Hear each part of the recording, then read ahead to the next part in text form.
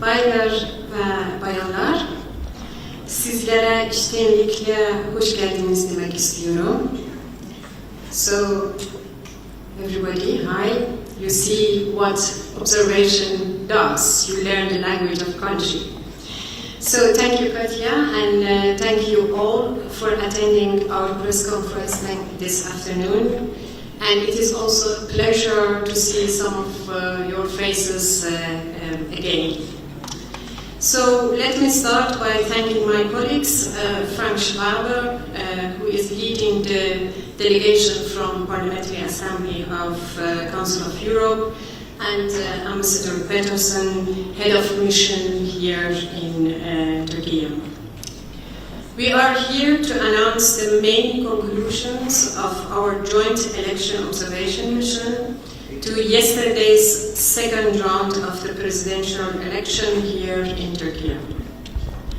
I would like to start by thanking all the Turkish people once again for their warm welcome in their beautiful country. It was a true pleasure to observe the general elections and to come for a second round of the presidential election, a first in the history of direct presidential elections in Turkey.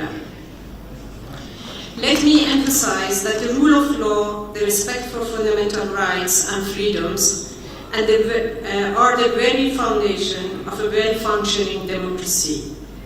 These interconnected pillars demand our unwavering attention not only on election days, but also beyond.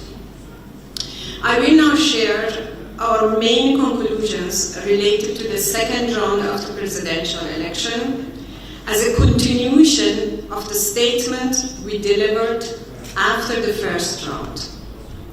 The runoff presidential election held on 28 May offered voters a choice between genuine political alternatives, and voter participation remained high.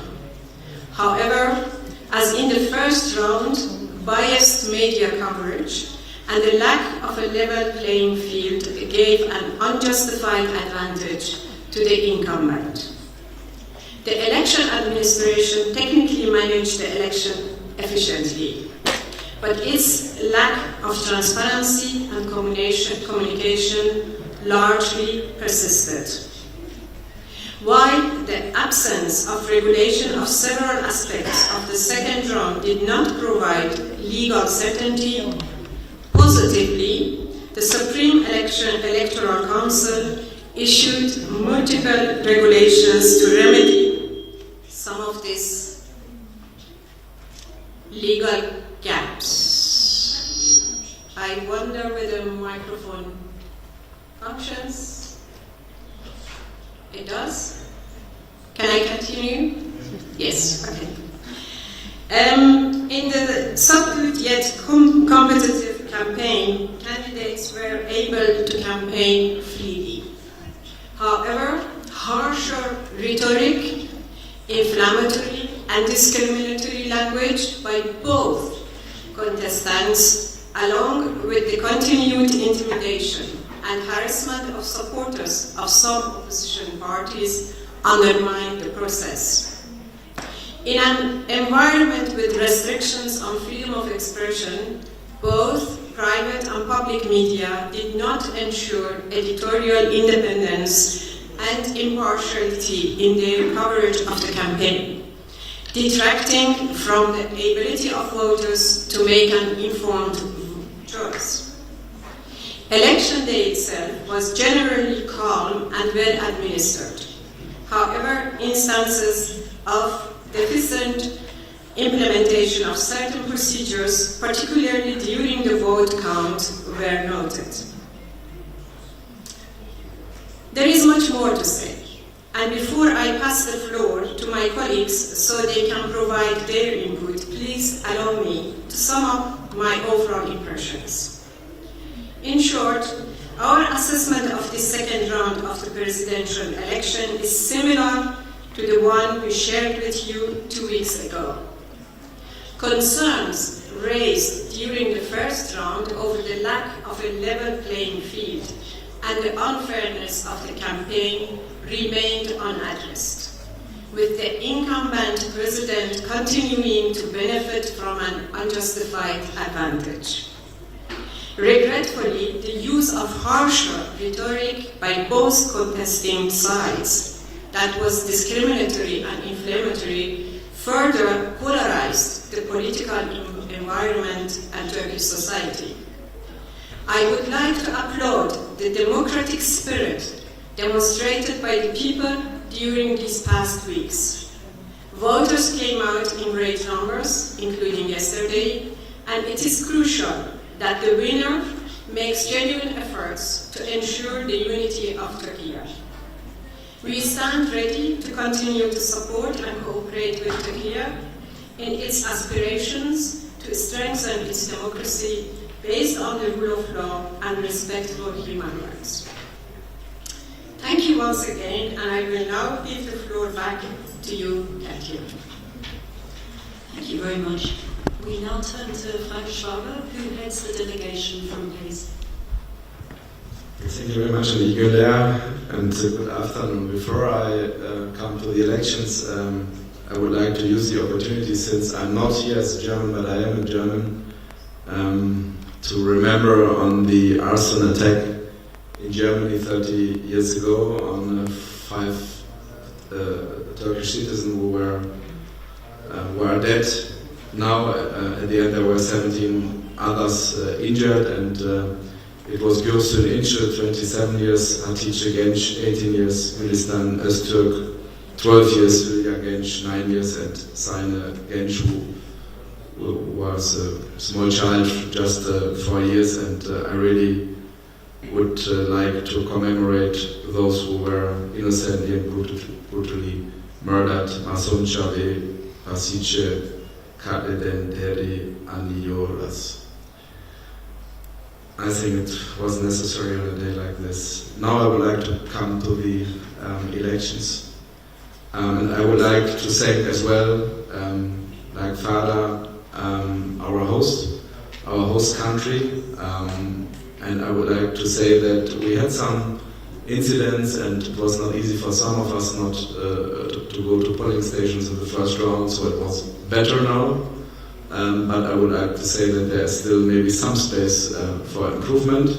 And I would like to underline that we are here due to normal procedures of our organization. Turkey is under monitoring, and because of this, we were here all together with around 40 people over the 2 rounds. In this round with 20 people. And I would like to thank for sure OSCE and ODIHR for the very, very good cooperation. We are not able to monitor elections without you, and it's very good that knowing that we have sometimes different things to do and to look into different things in such elections, that we cooperate in this way, and we have our final statement here all together. The second round of the presidential elections has resulted in a clear winner.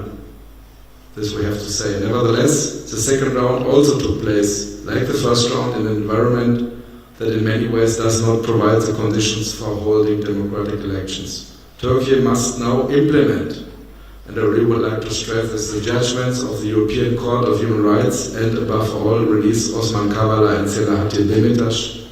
In the future, the Supreme Electoral Council must be committed to the greatest possible transparency in order to strengthen trust in the electoral process. So I really would like to underline that finally we have the same situation like in the first round. So we have always to look on the election day, and again there is a very clear winner. This is what we have to say on this election day, but we have to look into the environment, the democratic environment in the country as well. And there it is like 2 weeks ago that we have to describe the media situation as very limited, that we see a lot of journalists in prison, and that we see a situation that causes self-censorship in this country. And on the ranking of Reporters Without Borders, Turkey is on one of the last places in the world ranking.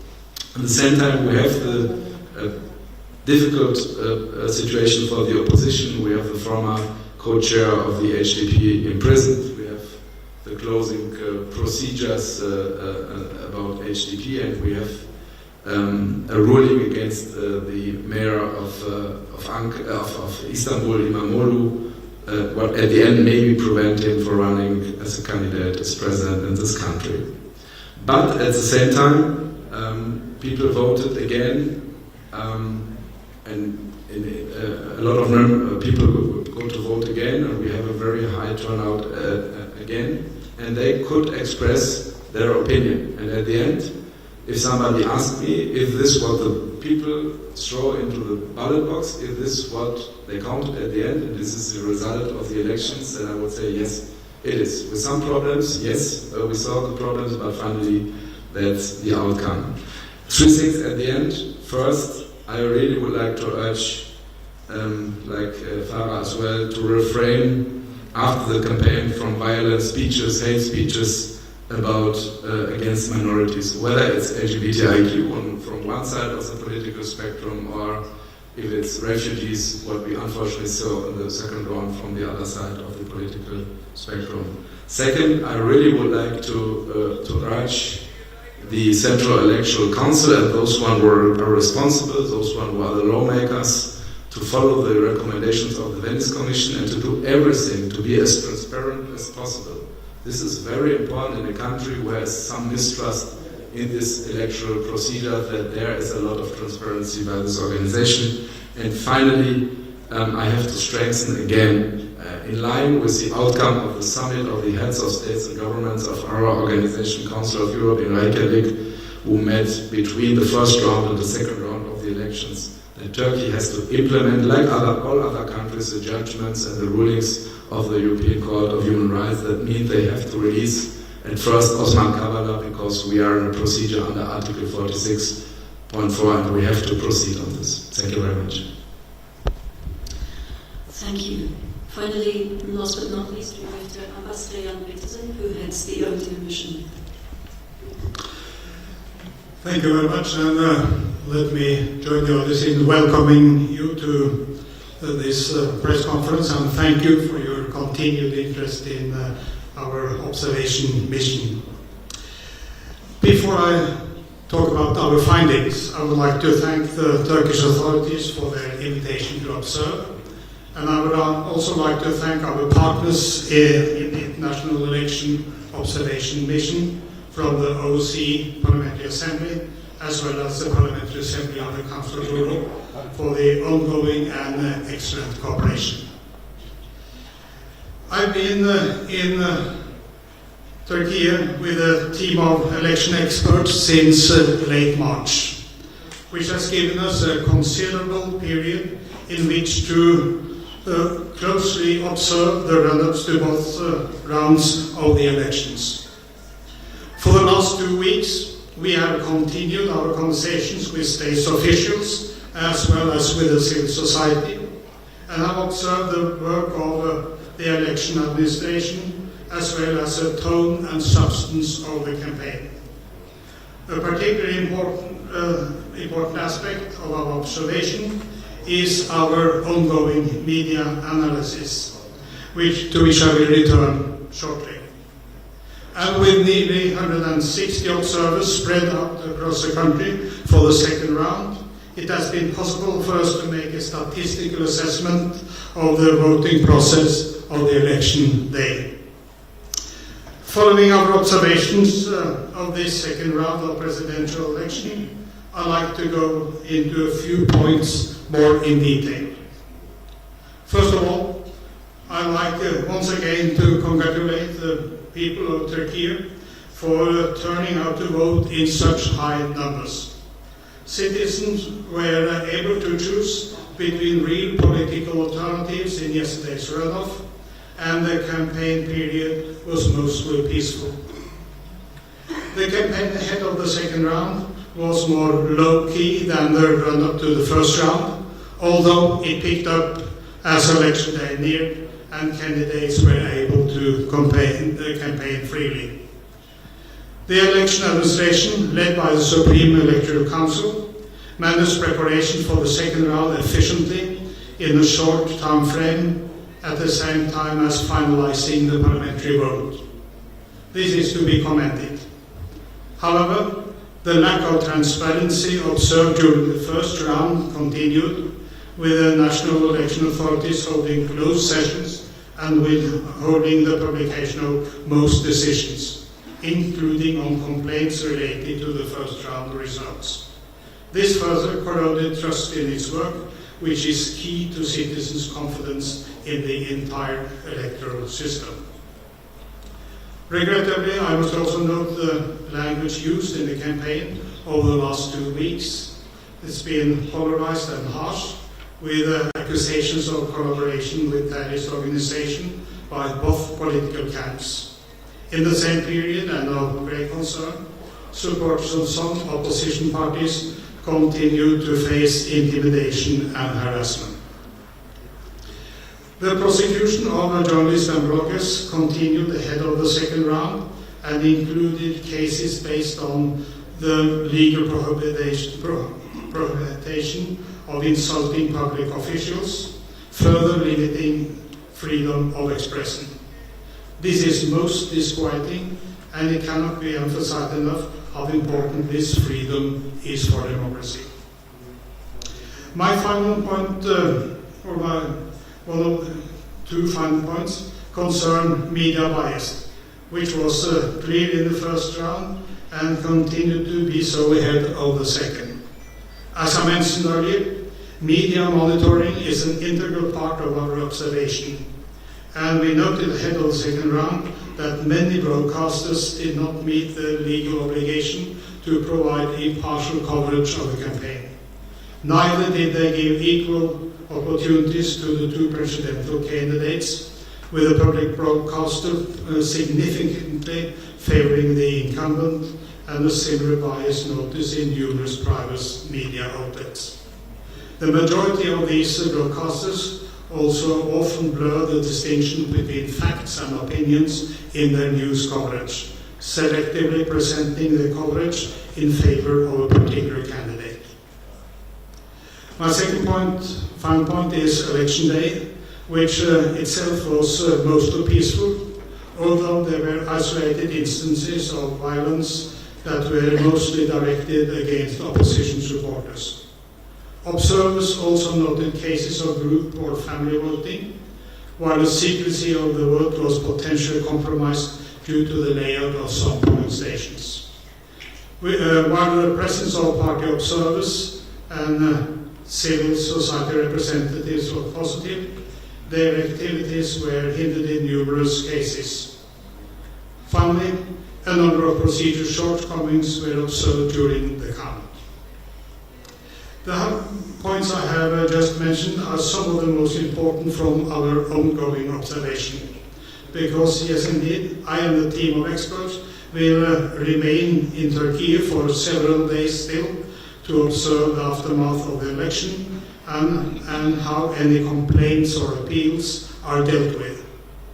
For many of the aspects of our observation, I would recommend that you take a copy of our report together with a press release on your way out, and you will find some interesting figures in that report. And then last but not least, I would like to express my gratitude to the team working with me here in Ankara, as well as long and short-term observers spread out across the country. Without you, there would be no election observation. Thank you very much. Many thanks. There's time now for your questions. Is the microphone working? Good. There's now time for your questions. As this is a press conference, we will only be taking questions from journalists, although you're all very welcome here today. I'd therefore be grateful if you could begin by introducing yourself and your media outlet before asking your question.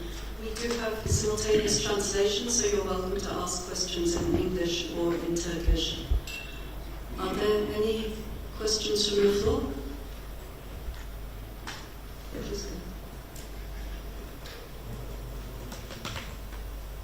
Thank you. Mr. Peterson, the first election I observed in Turkey was in 1989, and I was charmed by the way you would see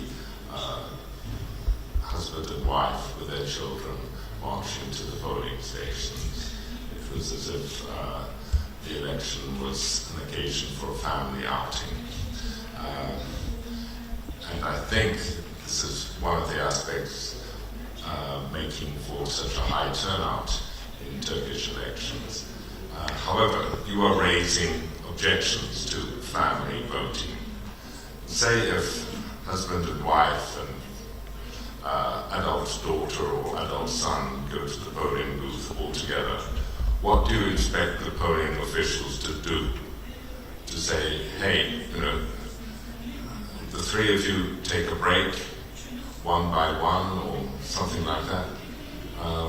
What is your objection to family voting? The other thing is, I want to know something about, there were objections raised about alleged irregularities in the first round. Did you find that the Supreme Electoral Council aggressively pursued those objections? In Turkey, we often think that the Supreme Electoral Council is too laid back when it comes to complaints about irregularities. What is your impression of the way they respond to allegations of irregularities?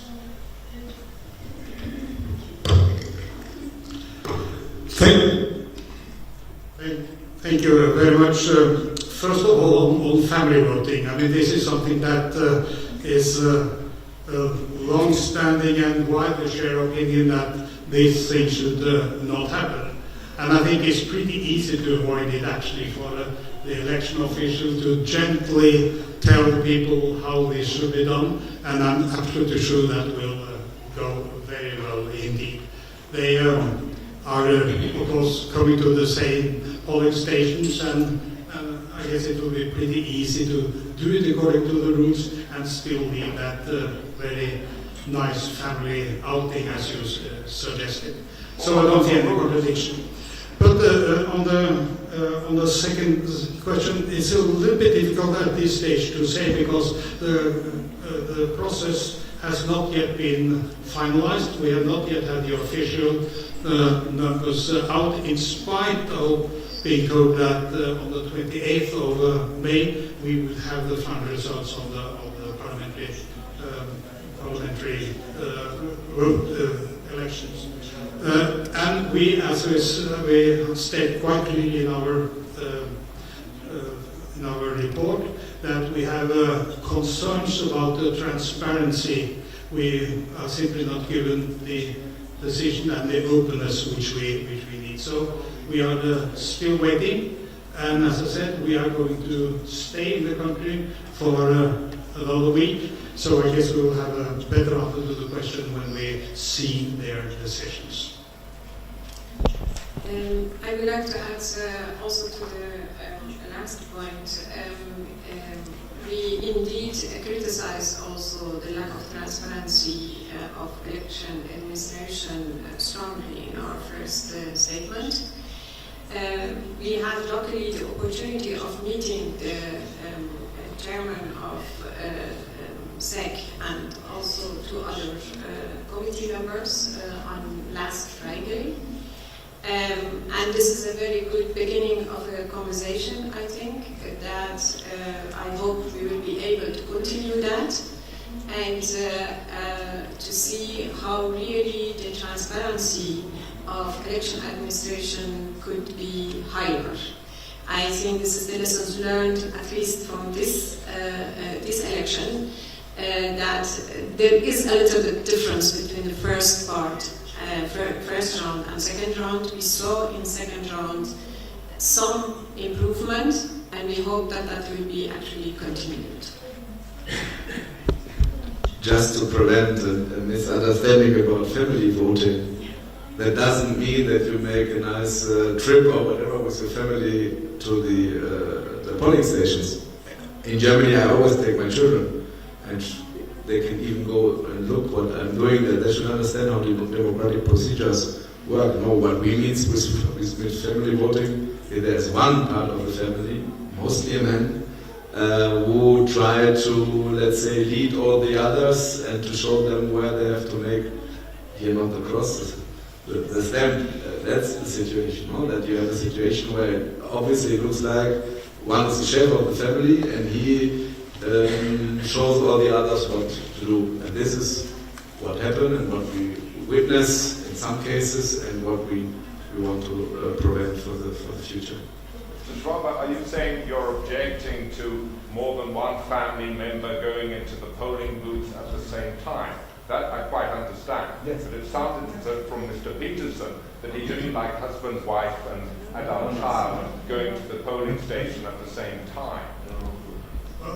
Then I can clear this up, because I just mentioned the family voting. I think I mentioned it once, and I think we all know what it means. That is simply that they do it one by one. So I didn't make any other reference to this, so I may have been unclear, but I'm not quite sure how I was unclear. But anyway, now I think we are in agreement, all of us. Thank you very much. Are there any other questions that relate to Yellen? İzninizle Türkçe sormak istiyorum.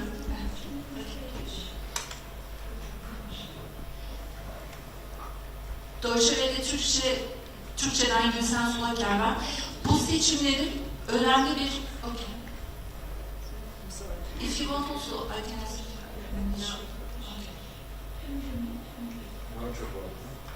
Okay. In Turkish or English? In Turkish. Türkçe? Okay.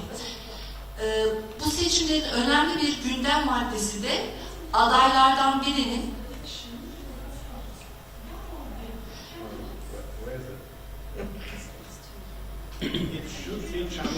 Okay, I can ask in English. Okay, don't worry. Sorry. One of the aspects of these elections, I think how can we say, fabricated footage of the President Mr. Erdogan about linkage, so-called linkage of the CHP leader Kemal Kılıçdaroğlu with the terrorist organization PKK. I think you saw these footage, these videos, and President Erdogan actually accepted that these footage are the montage. These are the not the real ones, but the fake ones. So how do you observe these developments about and these discussions? And did you add this topic in your report in the coming weeks? If I understand correctly, you are referring to the role of fake news, or not? Fake news and fake videos of Mr. Exactly, Erdogan. fake videos and really trying Yes, to... fake videos of Mr. Erdogan, yes. I think Mr. Peterson can actually elaborate on this whole media monitoring. But before that, I would like to emphasize we are very much critical about this polarized language used.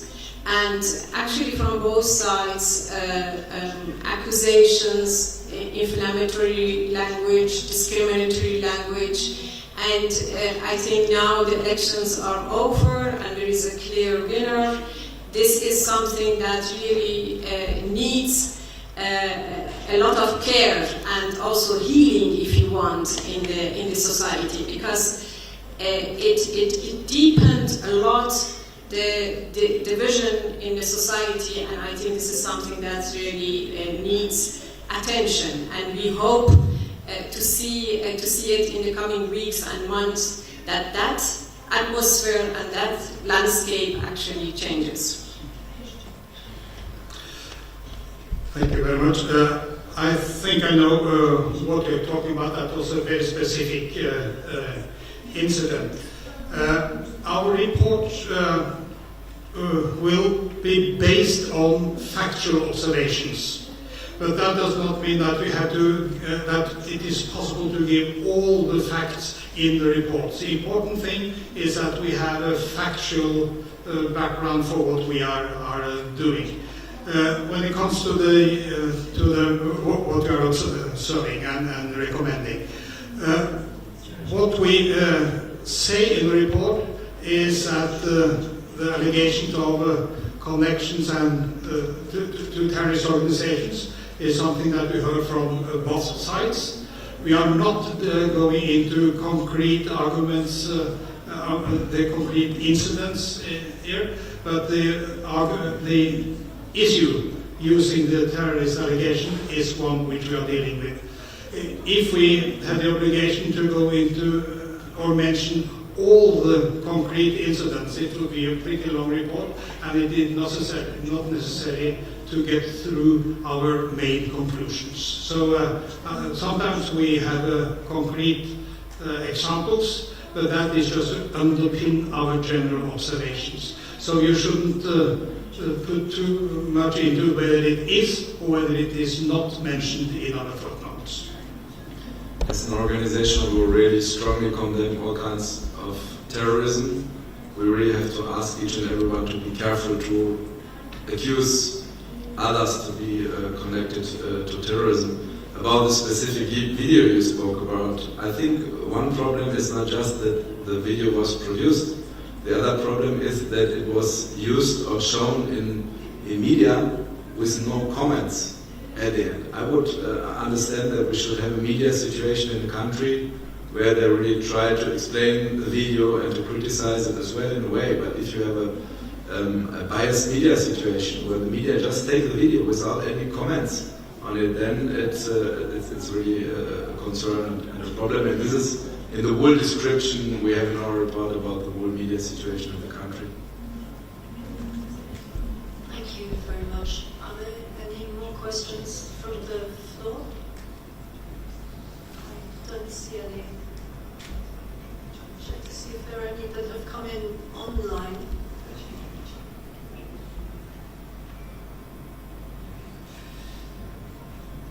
No, yes, this question has come in online.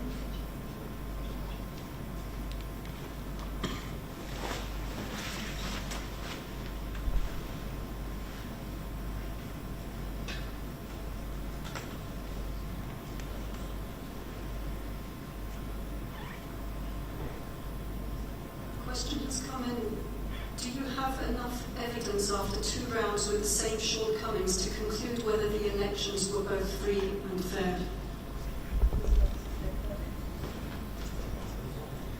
I can start by saying that, in a complex situation like the situation where we are in Turkey, with this enormous participation of the people of Turkey, and with our really understanding that the people had the choice between genuine political alternatives, it is very, maybe very short-sighted to end up by just saying it was fair, or it was not fair, or it was free, or it was not free. I think we have to take into account the complexity, the different actually observations that we did from the beginning till end. I think we have been very clear about that there was unfair, unjustified actually advantages for the incumbent president and for the ruling parties, because especially also of media bias, because of this media coverage, because of the lack of access to media by the opposition, because of that some political actually people were facing legal problems, persecution, and so on. Yes, this has all been part of this process, but putting on a label would be difficult because it has all these actually elements in it. If I may just add, echoing what was just said, elections are such a complex process. And if you see our report, you will see that some of it we have a positive evaluation, some rather negative evaluation, depending on which part of the process we focus on. And that is why we always avoid giving sweeping one-liners, because that is simply not doing justice to the complex process that we have seen.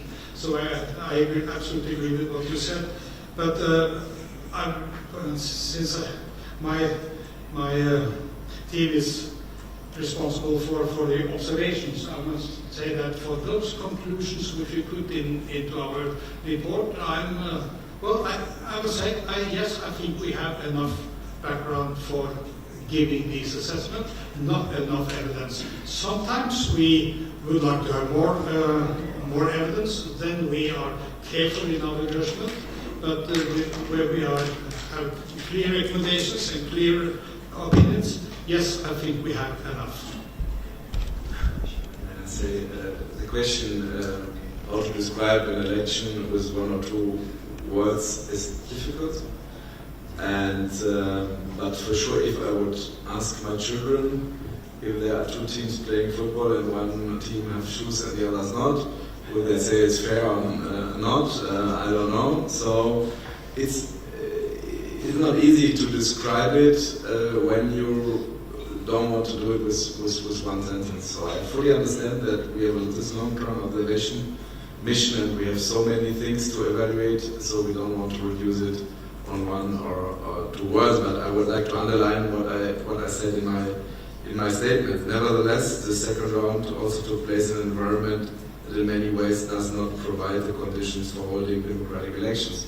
So I think it's critical enough to describe it, but again, there is much more than to describe it just with one sentence. I fully understand this.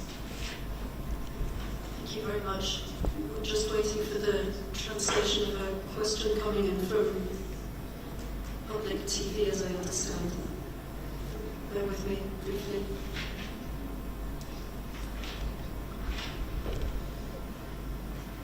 Question for Leader Ambassador Peterson. You met with the management of RTSC and TRT. How would you comment about those meetings? Were they transparent to give you the answer you asked? And did they give you verifiable answers?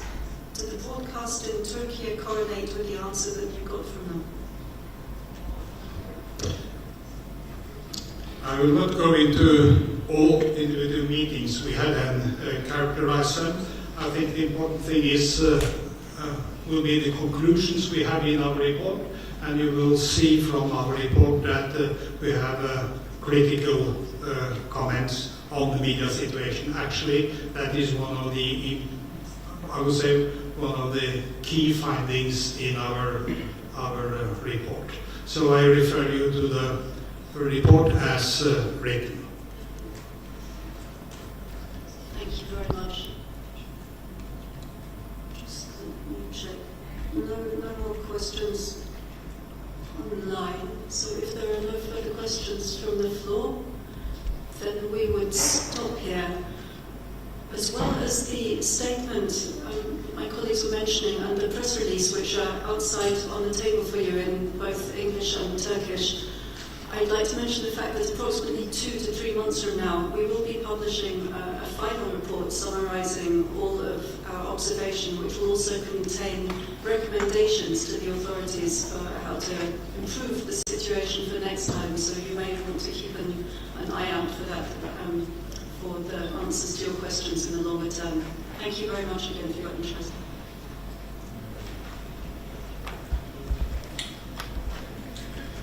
Pardon, hanımefendi.